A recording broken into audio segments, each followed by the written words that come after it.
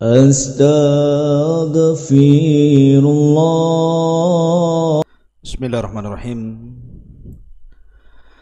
Assalamualaikum warahmatullahi wabarakatuh. Bihamdillahi wassalatu wassalamu ala rasulillah wa ala alihi wa sahbihi wa mawalah wa la hawla wa la quwata illa billahi wa ba'du. Alhamdulillah, di siang hari ini kembali kita bisa duduk untuk bertalabul ilmi, dan tak lupa salawat dan salam kita haturkan kepada Rasul kita yang mulia alaihi salatu wassalam.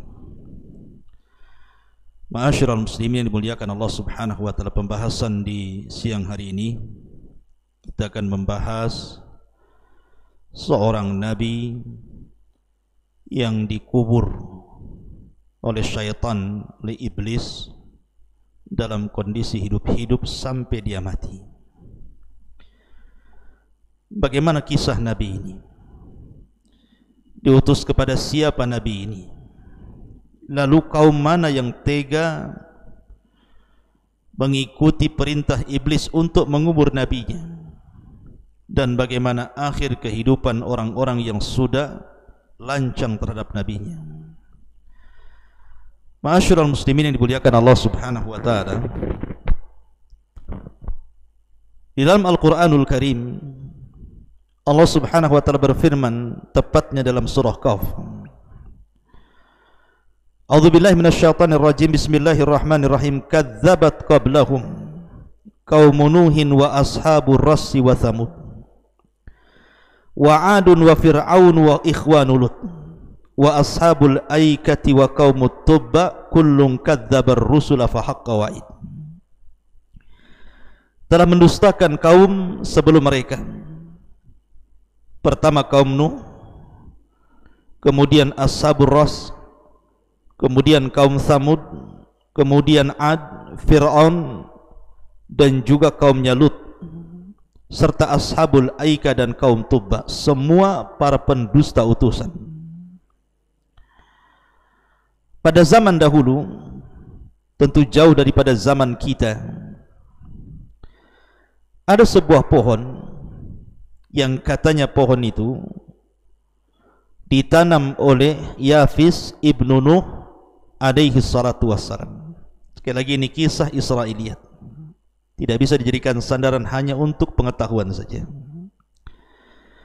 Jadi setelah kemudian banjir bandang yang luar biasa, akhirnya kemudian pohon itu tetap tumbuh dan menjadi besar, sampai akhirnya datang sebuah kaum yang disebut dengan Ashabu Ar-Rassi, yang Allah subhanahu wa ta'ala katakan dalam surah Qaf dan juga surah Al-Furqan, wa 'adan wa Thamuda wa ashabar rassi wa qurunan baina dzalika katsira. Dan kaum Ad, Thamud serta ashabur ras disebutkan dalam surah Al-Furqan. Lah, akhirnya kemudian pohon ini yang sudah lama beratus-ratus tahun tumbuh disembah oleh kaum Ras ini. Kaum Ras ini ada yang mengatakan bahwa memiliki beberapa daerah, beberapa kabilah. Ada yang mengatakan jumlahnya 12 kabilah. Lah, masing-masing kabilah ini menanam pohon yang dikeramatkan itu. Mereka ambil bijinya, kemudian mereka tanam di setiap kabilah satu pohon ros ini. Kemudian dialiri air dari pohon yang sangat besar, dibuatkan sungai mengalir ke tiap-tiap kabilah dan mengalir kepada pohon-pohon yang mereka tanam sehingga tumbuh besar. Dan mereka keramatkan semuanya. Bahkan tidak boleh ada yang memetik, mengambil buah, bahkan meminum aliran airnya. Kalau tidak, maka mereka akan dibunuh, karena mereka sudah lancang kepada berhala mereka. Ma'asyiral muslimin yang dimuliakan Allah subhanahu wa ta'ala, lah setiap tahun mereka mengadakan acara. Mereka memuliakan pohon itu selama 12 hari. Dari satu kabilah ke kabilah berikutnya, mereka membawa kambing, mereka membawa unta, kemudian mereka menyembelih di hadapan pohon itu untuk dikurbankan kepada berhala mereka. Kemudian mereka bakar sehingga ketika asapnya membumbung ke langit, maka mereka pun sujud kepada pohon itu, kemudian tadarru, meminta sesuatu yang mereka kehendaki. Itulah kehidupan Ashabur Ras. Mereka menyembah berhala bertahun-tahun, sampai akhirnya Allah Subhanahu wa ta'ala utus kepada mereka seorang nabi, dari nabi-nabi Bani Israel, keturunan Yahuda ibn Ya'qub ibn Ishaq ibn Ibrahim alaihi salatu wassalam. Diutus kepada mereka bangsa Ras ini untuk berdakwah, mengembalikan manusia ke dalam tauhid sebagaimana layaknya para nabi dan rasul. Allah Subhanahu wa taala berfirman, "Walaqad ba'atsna fi kulli ummatir rasulan an i'budullaha wajtanibut taghut." Dan tidaklah kami utus pada tiap-tiap umat ini seorang rasul kecuali tugas mereka menyeru manusia sembahlah Allah, jauhi sesembahan selain daripada Allah alias taghut. Artinya nabi ini dalam tempo yang cukup lama mengajak manusia untuk mentauhidkan Allah Subhanahu wa ta'ala. Akan tetapi kekufuran orang-orang ini menjadi-jadi, mereka menolak dakwah Nabi ini. Padahal disebutkan dalam literatur sejarah bahwa negeri Ras ini negeri yang sangat aman, negeri yang melimpah ruah kenikmatan. Airnya paling jernih, paling bersih, paling banyak, kemudian tumbuh-tumbuhannya subur, sehingga mereka mendapatkan rezeki dari mana saja. Artinya melimpah ruah. Tapi mereka tidak menjadikan nikmat itu dibalas dengan syukur, tapi dibalas nikmat dengan kekufuran. Mereka tolak nabinya. Ma'asyiral muslimin yang dimuliakan Allah Azza wa Jalla, sampai pada waktunya ketika seorang nabi dari turunan Yahuda ibn Ya'qub ini mengajak manusia untuk mentauhidkan Allah, menjelaskan tentang hakikat rububiyah Allah Subhanahu wa ta'ala, bahwa pohon itu tidak mendatangkan manfaat dan tidak mencegah madarat. Kalau meminta, mintalah kepada Allah. Kalau minta pertolongan, mintalah pertolongan kepada Allah. Terus mendakwahkan dakwah tauhid. Akhirnya membuat jengkellah orang-orang Ashabur Ras ini. Ma'asyiral muslimin yang dimuliakan Allah Azza wa Jalla. Jadi suatu ketika mereka sedang mengadakan acara di hadapan pohon yang paling besar. Acara ritual mereka, ulang tahun besar, mabuk, berzina, melakukan kesyirikan di hadapan pohon. Maka iblis masuk ke dalam pohon itu, kemudian menggerak-gerakkan pohon itu, kemudian mengeluarkan suara yang menakutkan dan mengatakan, laqad raditu an a'malikum, aku sudah redha dengan amalan kalian. Ketika mendengar suara syaitan di balik pohon itu, tentu makin tambah keyakinan bahwa pohon itu adalah Tuhan bagi mereka. Padahal yang bicara itu adalah iblis yang masuk dalam pohon itu. Sehingga iblis ini kemudian terus menjanjikan sesuatu, memberikan angan-angan yang besar kepada masyarakat Ashabur Ras ini, sehingga hati mereka semakin terkait dengan pohon dan mereka pun sesat terus-menerus dan mengabaikan dakwah Nabi ini. Ma'asyiral muslimin yang dimuliakan Allah Subhanahu wa ta'ala, sampai pada waktunya akhirnya Allah Subhanahu wa ta'ala kirim adab yang pertama. Allah buat semua pohon yang disembah Ashabur Ras itu semua mengering. Yang tadinya hijau menjadi mengering. Air yang tadinya mengalir dengan derasnya tiba-tiba kering kelontang. Lah dari sini kemudian iblis pun memberikan was-was kepada Ashabur Ras ini untuk menyalahkan Nabi tadi. Terpecahlah manusia terbagi dua.